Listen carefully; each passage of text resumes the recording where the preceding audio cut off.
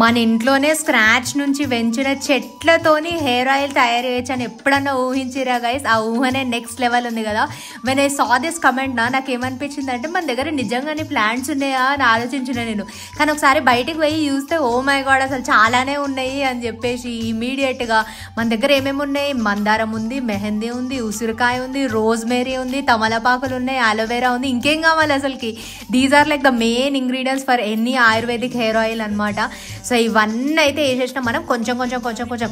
నేను ఏమనుకున్నా ఈ బాస్కెట్ పట్టుకొని అన్ని మెల్లమెల్లగా దింపుతుంటే అసలు ఈ బాస్కెట్ అన్న నిండుతుందా లేదా అని చెప్పేసి అనుకున్నాను. By the end of it అసలు మొత్తం బాస్కెట్ అంతా నిండిపోయింది అనమాట. మందారం పువ్వులు కూడా వేసినాం. And each one has its own property guys. తమలపాకులు వేసుకుంటే మనకి డాండ్రఫ్ అట్లా ఏమో రాకుండా ఉంటుంది. అండ్ ఆనియన్ అయితే hair growth, rosemary hair growth, మందారం అవన్నీ everything has its own importance అనమాట.